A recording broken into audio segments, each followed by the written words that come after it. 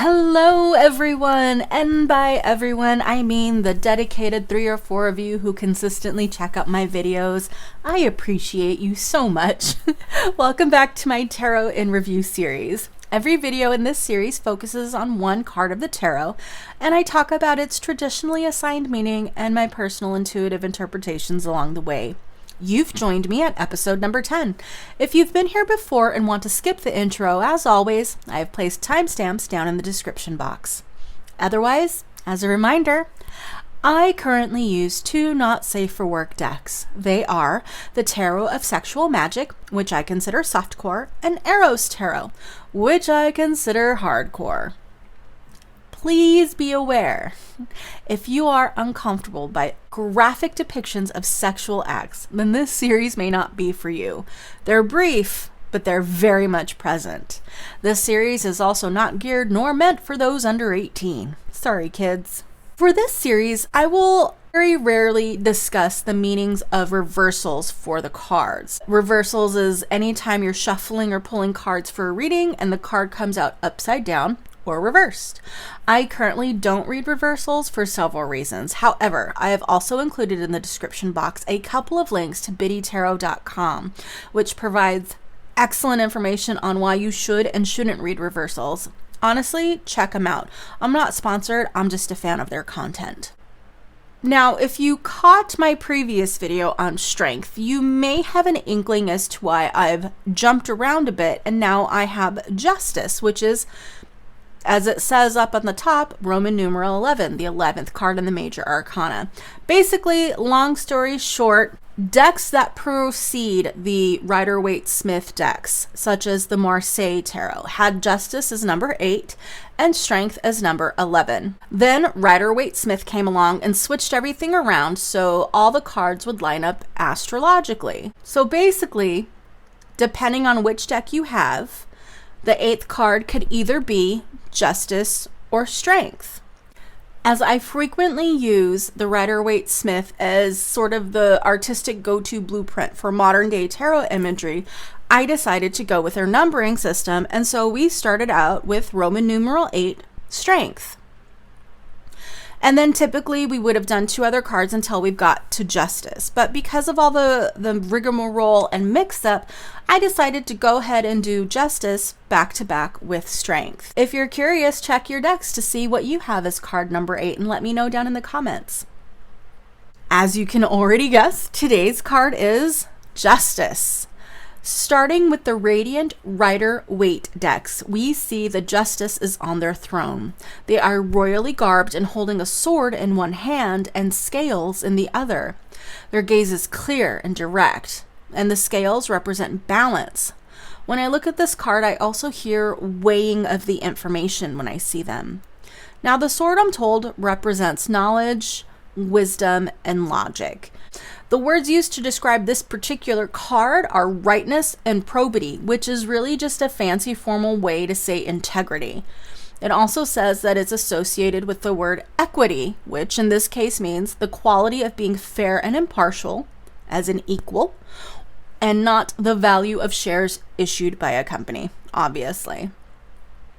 In this depiction, Justice is not blind, and he is staring right at you.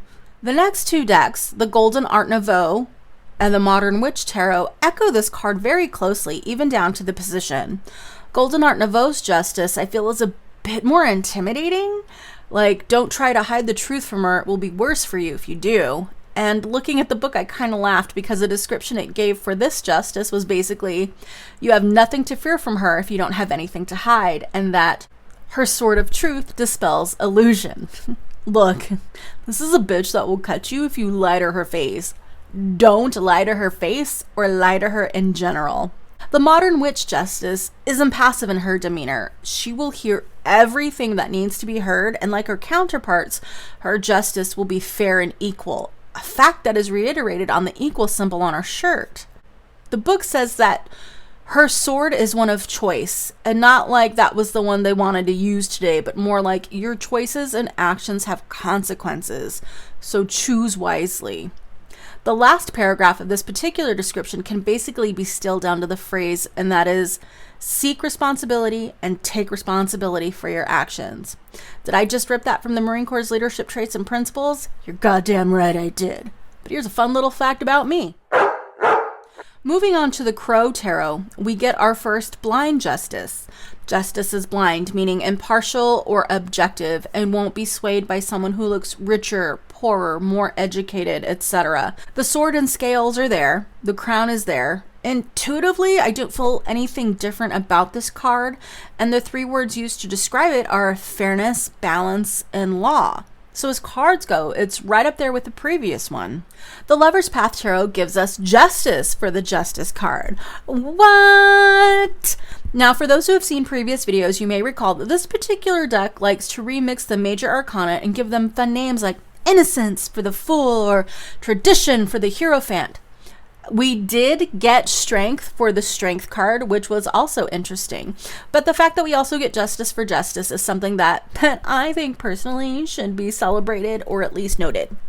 The 3 words for this card given are wisdom, fairness, and detachment, which all vibe with the previous meanings, but the imagery in this case, to me at least, doesn't help at all. The booklet also gives little stories for each person mentioned on the card, and here we have Penelope and Odysseus from Homer's Iliad. It doesn't mesh with the meaning they want to convey, and it just doesn't make that connection for me. The overall theme of this card per the book is patience, justice will be done.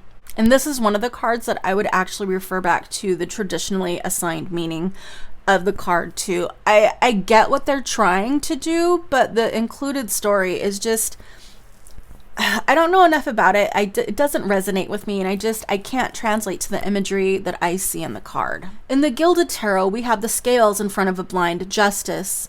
No sword, but we have 2 depictions of the sun, and the bottom one is illuminating her hands or shining a light on them, as if shining a light onto a situation. She's between 2 pillars, which by now we've seen several times, as they represent duality and balance. Now, the book tells us that the sun represents masculine energy, and in some mythology, it is depicted by male deities. The scales, we are told, also represent feminine energy, which reiterates the theme of balance, male, female, dark, light. It's also interesting to note that the steps in front of her, the book tells us that this could represent your path up until this moment. And looking at this card out of the context of a reading, I also get the feeling that this situation has been brewing for quite some time and is finally coming to a head, and judgment will or must be passed before you can proceed to the next level. Now, the Everyday Witch Tarot gives us a justice that is peeking out of her blindfold. My first thought is perhaps this justice is not as impartial as we are led to believe, but at a closer look, she is referring back to her law book. She is fact-checking herself. She is ensuring she has all of the information and that the way she remembers it is correct. No sword, but the scales are balanced. Now, there is a quote at the top of the entry for this in the book that comes with this deck, and it is, "Sooner or later, the universe balances itself out, but maybe not in the way you expected." So perhaps this card is saying that karma comes for us all, and in the time that is just and appropriate. Again, nothing intuitively jumps out, and the traditional meaning of this card is here and is clear, and it works for me. Which, hilariously enough, holds true for the Eros Tarot. Justice is not blind, but she is totally tits out. Again, no sword, but her scales are balanced, and she is focused on maintaining that balance. She is intently focused. This justice, like the other major arcana in the Eros Tarot, does not have Roman numerals, but it does give you the name of the card, which is nice. So in the great debate of Roman numeral 11 or Roman numeral 8, she is the true neutral alignment. Her descriptive words are karma, balance, law, and cause and effect, which is, as meanings go, right in line with what we've been discussing all along. The Tarot of Sexual Magic takes us back to the more Rider-Waite-Smith traditional imagery. The sword and scales are back, but this little fae is not looking ahead. She's looking off to the side, and there is a tiny snake wrapped around the hilt of her sword. Like in the Lover's card, the snake I take to mean represents temptation, right? Like, that's what we've seen so far. So is this Justice tempted to look the other way when it comes to things? The one key word for this card given is meeting, as in meeting with someone. The rest of the description goes on about how to get love, you have to give something, which, okay, for the most part, yeah, you have to be vulnerable. But how does that have to do with justice, as we discussed previously? And that you have to pay the price for errors of the past? Again, what the fuck? And at first glance, I'm like, this is stupid. This is a stupid meaning, and I'm ready to toss the book down. And then it hit me why I don't like this meaning. Because I am currently paying the price for arrows of my past relationships. Justice came for me. It sucked then, it sucks now, so bad, but I am trying to be a better person. The Jane Austen Tarot, not to be confused with the Tarot of Jane Austen, which is sadly out of print. Yes, I'm going to say that every time. Gives us the bare bones of the scales. So to me, this is about balance in all of its forms. Intellectual and emotional, physical and metaphysical, sexual and platonic. And the word balance is the only description given in the book. Like, that's it. So this card is obvious, easy peasy, right? I mean, it's right there in front of you. It is balance, bro. It's balance. Without looking at its book, I can see the scales and the sword, the sun and the moon. So this card is all about the traditional aspects, but expanded a little. Wisdom and intellect, intuition and knowledge, balance and action. The booklet gives us the words fair and focused. And down on the scales themselves, I see the laurel leaves, which makes me think that the outcome of the question asked will be triumphant. And this is a very positive feeling card. All right.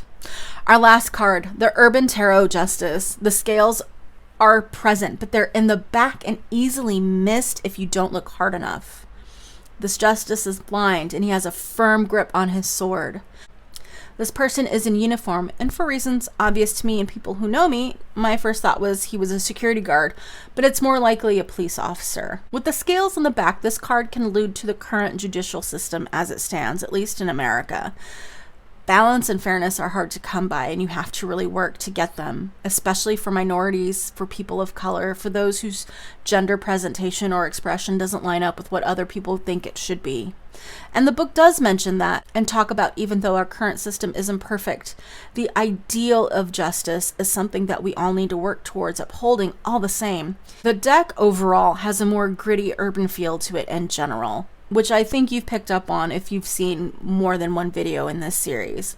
So that's it, my loves. Another video in the book, as the kids from yesteryear would say. I don't know what they would say. As always, I leave you with 3 questions. 1, which depiction of justice appealed to you the most? 2, what do you see when you look at this justice card? And 3, how does she compare to her counterparts? Thanks again for watching, and I hope to see you next time. Bye-bye.